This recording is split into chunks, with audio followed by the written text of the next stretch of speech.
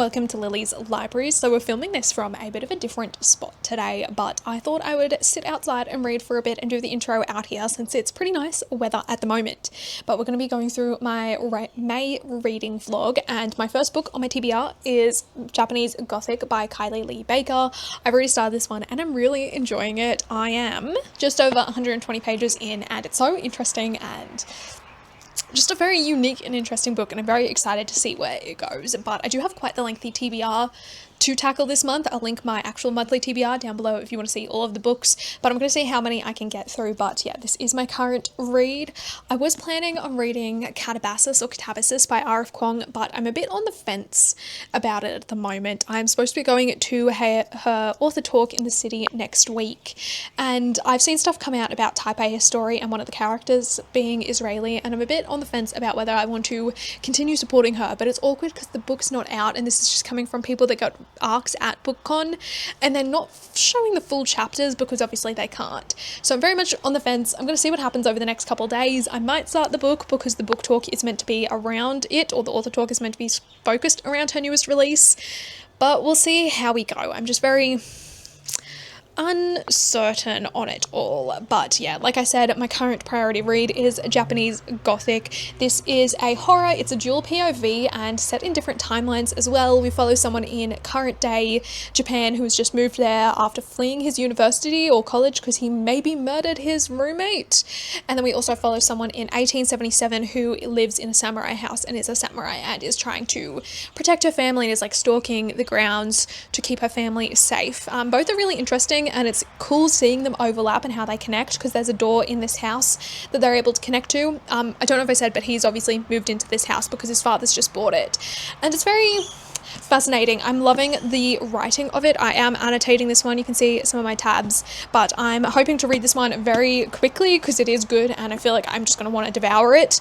But this is my first Kylie Lee Baker. I've been really wanting to read Bat Eater but haven't got around to it yet, so I'm hoping after this that I can track down a copy of Bat Eater and read it because I have heard really good things about that one as well.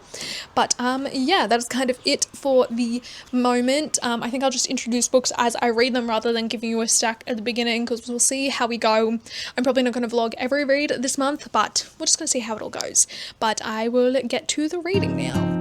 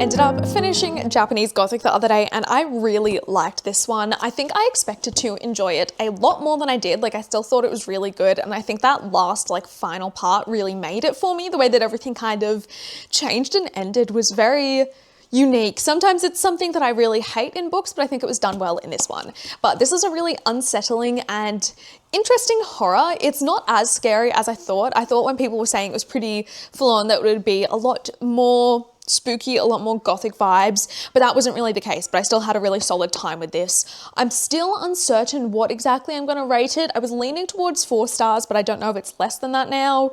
But we'll see. I just did have a really great time with this one. I thought it was a really fun and unique premise. I loved the addition of Japanese folklore as well. I thought that was really unique and just a fun way to talk about it. But I haven't really finished a book since reading this. I've started a few but haven't really made progress on them, so I'm not going to really talk about them. But I did end up starting to do Myrtle. I picked this up the other week. I don't know if I spoke about it, but I'd seen it going around and thought it would be a fun thing, and I did a few puzzles yesterday. I've only done 5 puzzles out of the first 25 in this from like the beginner section, but I think this is really fun and a bit of a different thing to keep me engaged and to use my brain a bit more, so I think it's a fun premise. But these are like logic mysteries, I guess. You use these little grids to help you solve things based off the clues. Some of the clues, I feel like, or some of the deduction things you're meant to figure out don't really make sense, and I don't understand how it got to be where it is, but I don't know, I find it to be interesting. It's making you think not just about the logic of it, but also like the people's relationships and their dynamics, which I find to be interesting.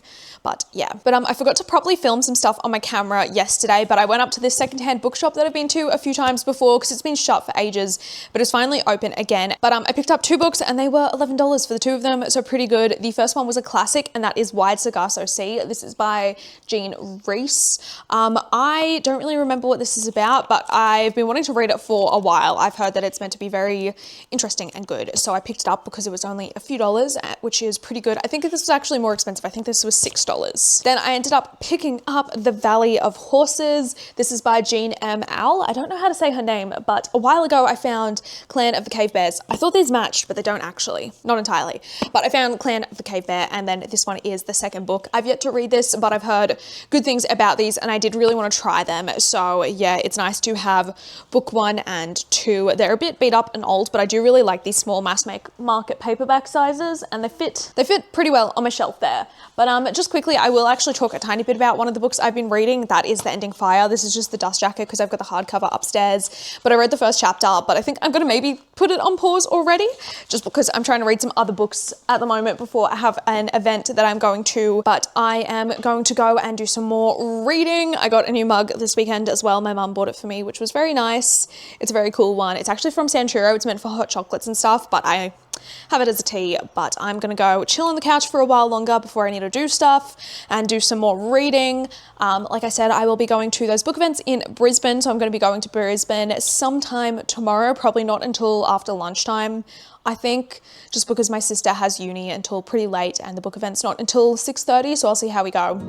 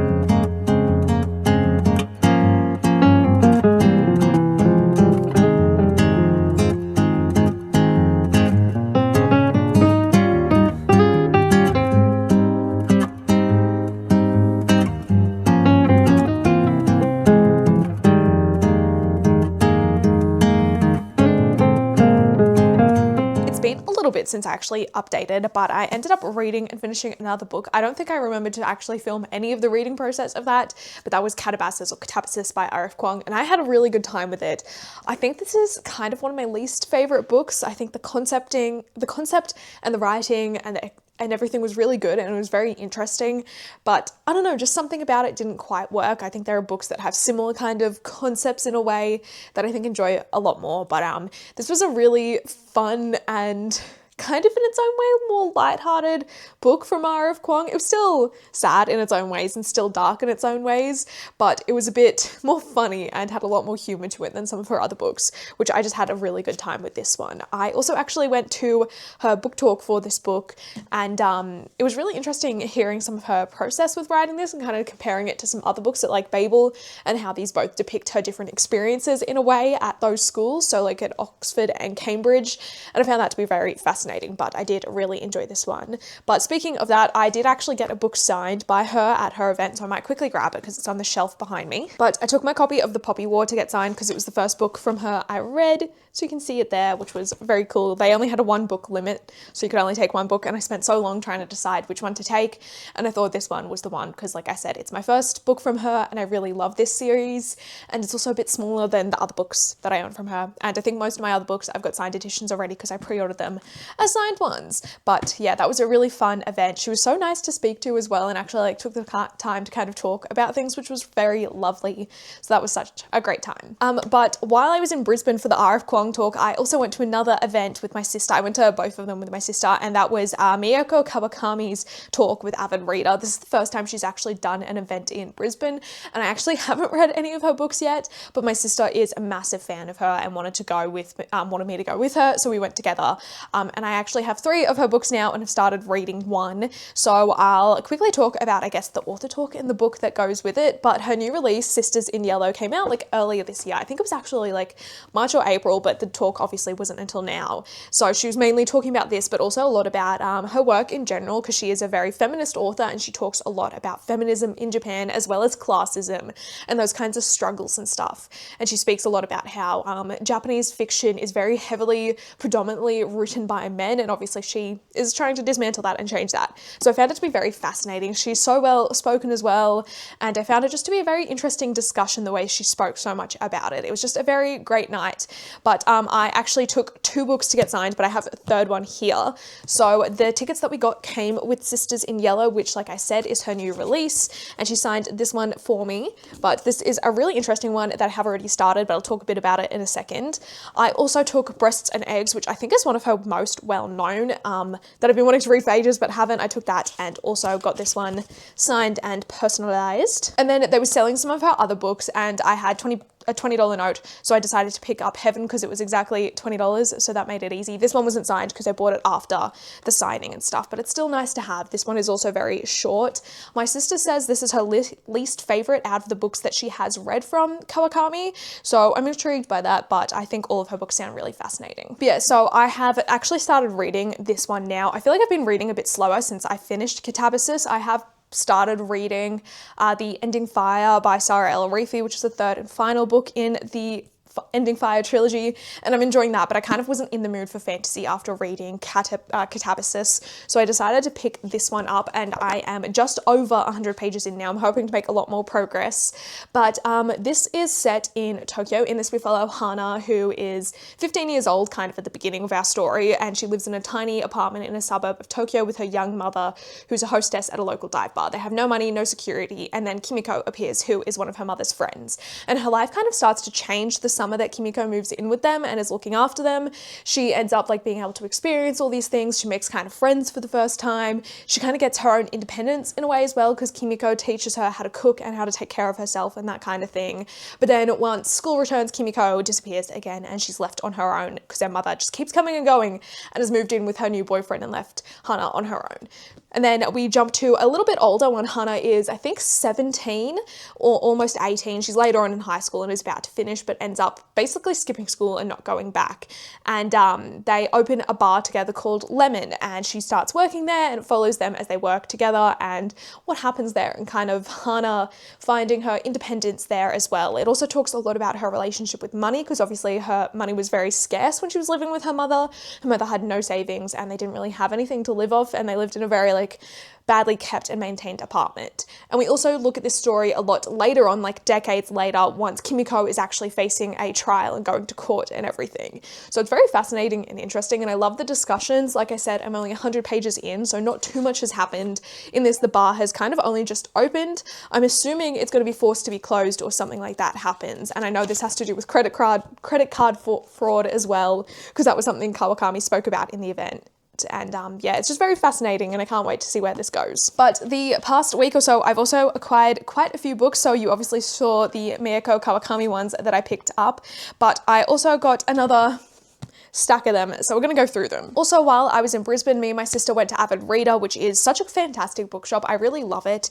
And I picked up a Hung Kang book because she's recently just had a non-fiction like collection of essays and stuff that's been released, and that is Light and Thread. It's this really nice small hardcover, so I decided to pick that one up, and I'm hoping I can get to it soon because I recently read Human Acts and was reminded about how much I just love Hung Kang's writing, so I really want to read a lot more of her work this year, and this is a new release that I wanted to add to that collection. Okay, then yesterday we had to go to the shops and get some groceries and some other things, and I decided to go into QBD to look for some new releases, and I was only going to get one, but I ended up picking up two. So I'm going to talk about the one that I actually went in for, and that was The Last Contract of Isako. This is by Fonda Lee. This is her newest book, so she's obviously the author of the Greenbone Saga, which I absolutely love, and this is a sci-fi. I think it's meant to be like a samurai sci-fi, which really interests me, and it's about this like really renowned or legendary swordsman who is, I guess, kind of an assassin, or she's like a contracted person. I don't know if she's a contract killer or not, but she's sent on other jobs and stuff, and she's about to retire, but she gets tasked on one last job and has to go and complete it and everything, which I just love that concept. Like, it was done in Amina al-Sarafi, which I really loved, so I'm very excited for this one, and I have heard some really good things about it, so I'm definitely going to be getting to this one soon. It is a lot chunkier than I thought. Like, it is over 500 pages, so she is thick, but I just absolutely love the Greenbone Saga, and I've been thinking about it so much lately, and I've been wanting to read it, so I feel like I just really needed a new Fonda Lee to fill that gap. Then while I was there, I also ended up picking up Yesteryear. I've seen this everywhere lately. I feel like it's so hard to escape at the moment. So many people love it or hate it, and I'm just so interested by it. But this is about a tradwife influencer who gets sent back in time and I guess has to try and find her way out of it. It sounds very entertaining and fascinating, and just, I'm so intrigued. Like I said, I've seen a lot of rave reviews about this, but I've also seen a lot of negative reviews because I feel like people, for some reason, can't read a book with the main character they're meant to dislike. They just end up hating it for some reason. So I'm very intrigued by this one. I don't know how soon I'm going to read it, but I would like to try and get to it pretty quickly, I reckon, because it sounds just so interesting. But you can also see behind me, I have another bookshelf. So I've been looking on Facebook Marketplace for a while now to get a new shelf, just because I have been running out of room and I really wanted a space that I could dedicate to all my classics in one spot. So this is the new shelf. We got it on Facebook Marketplace. It's really great. I was hoping for a slightly bigger one, but this one actually fits a lot. So I've kind of got like a weird collection up here. I might slowly rearrange things and change things, but we've got my classics. We've also got my little RF Kwong corner, because I feel like those kind of go well with classics, you know? And then I've got a collection of manga there, and then down the bottom is kind of non-fiction, poetry, and then two of my partner's books. We might reshuffle stuff down the bottom there so he can have more books, but we'll see. But I feel like I have rambled on for long enough. I'm gonna go pack all these books away, and I'm gonna go back to reading Sisters in Yellow, because I would really like to try and finish this one soon. We're still like midway through the month now, I guess, and I would like to try and finish a few more books this month if we can. I feel like I'm really enjoying everything that I'm reading at the moment. I'm just in a very weird mood genre-wise, so I think I can make some good progress on this, and then hopefully once I've read more of this, I'll be more in the mood to continue the final strife, because I'm so interested to see how that trilogy ends. But I will update you when I have more thoughts and reading updates to talk about.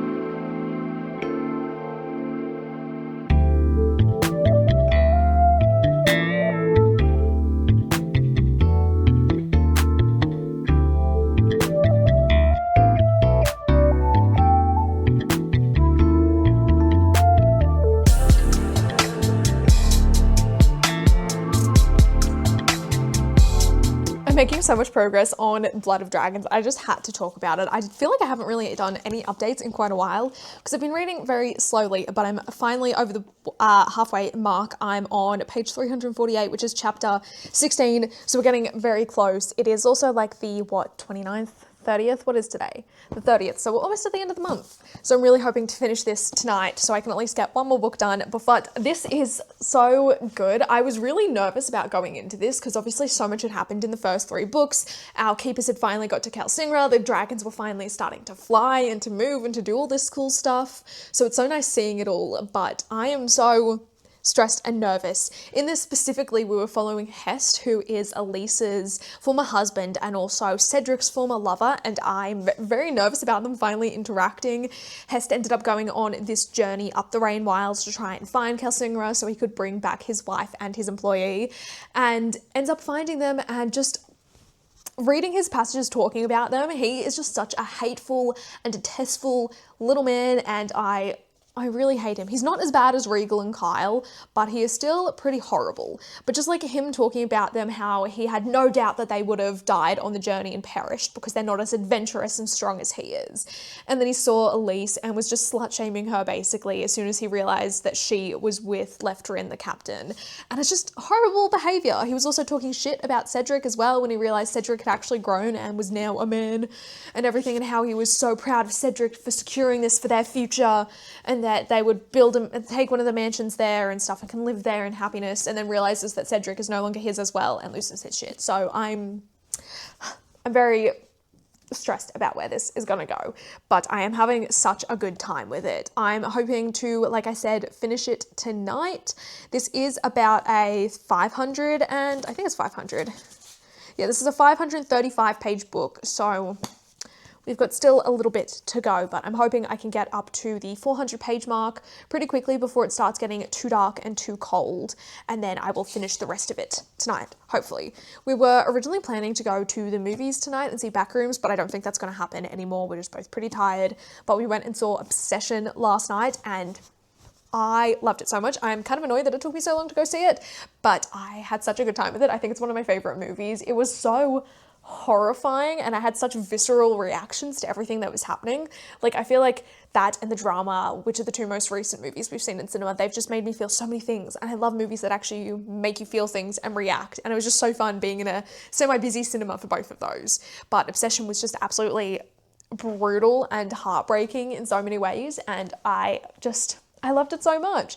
It gave me goosebumps at one point. I was sitting there and literally had goosebumps. At another point, my heart was just racing from it, and it was so good. I really just want to watch it again, to be honest. I'm definitely going to be picking it up on DVD when that releases and adding it to my collection. But yeah, we'll see if we do end up changing our minds about Backrooms tonight. But I think a lot of the sessions were already full and booked out, just so I don't really know if we could go to it. It's pretty busy at the moment, so we might wait for another weekend for it. But since that's not probably going to be happening, I will have a lot more time to finish this one. I'm also hoping to finish watching Pursuit of Jade this weekend. I've got 5 episodes left, and I don't think that's going to happen if I want to finish this as well. So I'm just going to see how much of Pursuit of Jade I can watch after I have finished reading this one. But I'm absolutely loving that show so much. It is so good. Like I said, only got 5 episodes left. It's taken me a while.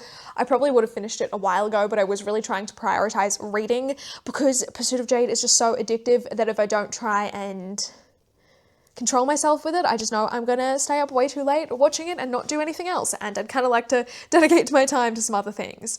But yeah, we're gonna go and get back to the reading and probably make a decision about whether we are actually gonna go to the movies or not, but we'll see how we go. I'm just very excited and nervous about what's gonna happen in the last 200-ish pages of this one.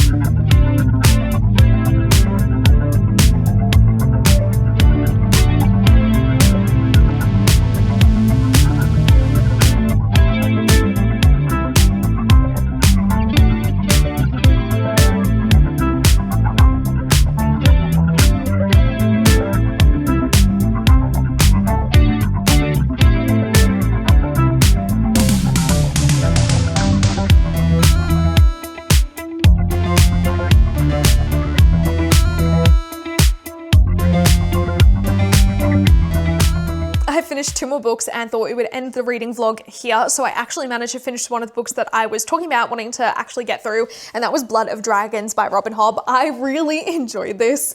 I had such a great time with this. I think I need to go back to all the other ones in this quartet and kind of rearrange my ratings for them, because I feel like now that I've finished, I've got a different thoughts and opinion on each of them, but I had a really good time with this. I thought this was a very fun and sweet conclusion to this quartet.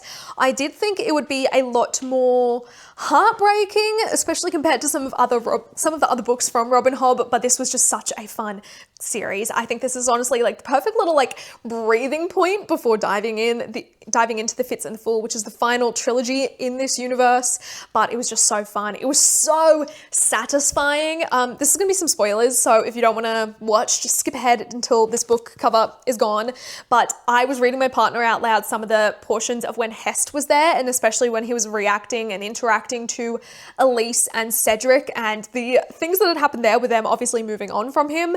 And that man is so insufferable. I am so glad he died. His death was so satisfying as well. I'll actually see if I can find it because it was really funny. But basically what was happening was that Hest had managed to get into one of the bath areas where the dragons were, and he ended up seeing Carlo there. And he ended up seeing Carlo there and is trying to basically take Carlo as his own dragon. And there's a whole interaction where he's like, oh, you don't have a name? I'll give you a name. And like, dragon, stand still when I reach for you and stuff. And he's like, your name is Blue Glory now. Blue Glory. Do you understand, dragon? You're mine now, not Davy's. And you have to learn to obey me. So when I call you Blue Glory, you should come to me and stand still when I reach to you. And just... that's not how you interact with dragons. It's just, oh. And then Carlo's obviously like, I'll give you a name. I think I will name, like, he's like, I understand you, human, and I think I will give you a special name too. And then Hess suggests Glory's Master or Silver Rider, which this guy's just so obnoxious and delusional. And then Carlo says, I think I will name you Meat, and then proceeds to eat him. And... just so satisfying. I loved it. I also loved the little debrief we got at the end with Elise and Lefferin when they meet Althea and Brashen again. I love Althea and Brashen again. I was so happy. I love Althea and Brashen so much. I was so happy to have them in this book again. But this quartet was just so fun. It was so lighthearted in its own way. It had the perfect found family vibes as well. I really loved seeing the keepers kind of grow and become themselves. There were some bits I wish we got a bit more of an explanation on and a bit more of a closure with, especially with Tats, Thymara, and Rapscal. I think there was a lot more that needed to be discussed between them, but I think it still worked how it was all done. This is also so gay. Like, I don't know why people aren't talking about how queer these books are, because that is a major selling point. Like, a queer found family, what more could you want? But I really had such a good time with this. I thought it was the best way to end this quartet. And it was just so good. But I would just love a short story or novella or something of everything after this had happened, like a few years down the track, maybe when Kelsingra is a lot more set up. But yeah, I just really loved this one. Then today I ended up reading Regarding the Pain of Others by Susan Sontag. I thought I would read this a lot quicker given that it's only 110 pages, but it literally took me most of today. But I was annotating it and also Googling things, and yeah, it's just a very interesting book. This was one my sister got me for Christmas and said that I really need to read. And when I saw her the other week when we went to Brisbane together, she was bugging me about the fact that I hadn't read it yet. So I thought today was the perfect opportunity, and this is my favorite book of the month. This is a non-fiction. It's a collection of essays. This is basically about war photography, really, and photojournalism, but specifically during war, and about the images that are shown during these times. It talks a lot as well about photo manipulation, or more in the sense that photographers were staging photos even during war times. There was one part where it spoke about something in America's history where Theodore Roosevelt,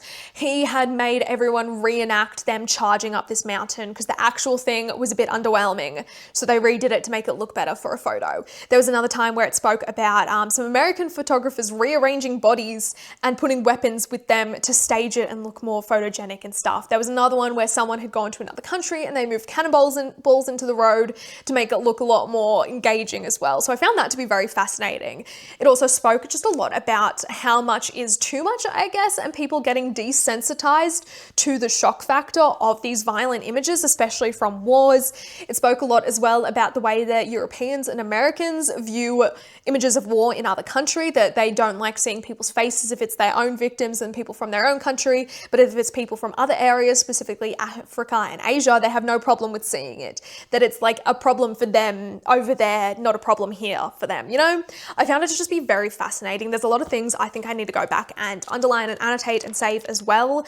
It was just such an interesting read, and as someone who works in journalism and media, it was a very interesting discussion around it and has definitely changed my view on a lot of things. It was such a fascinating read. I think it's something I definitely need to reread as well, and I can see myself referring back to for ages, and something I need to sit down and think about because just so fascinating. There were so many passages I underlined and highlighted and took photos of, and it's just such an interesting read. But like I said, I'm gonna call the vlog here. It is getting a bit later in the afternoon. We're still a little early, but I have a few more things I'm gonna do, and I don't think I'm gonna be finishing another book tonight. To be honest, I kind of just want to watch Pursuit of Jade now, so I think I'm going to do that. But yeah, I really hope you enjoyed this video. Make sure you like and subscribe to see some more next time. You can also follow me on my other social medias if you want to see anything there. I try and post more book reviews as I read them. I think I am a little bit behind at the moment, but by the time you're seeing this, I'm sure I will be caught up. My full wrap up as well for all of these books will be linked down below, as well as my June TBR. But yeah, that is it. I will see you guys next time. Goodbye.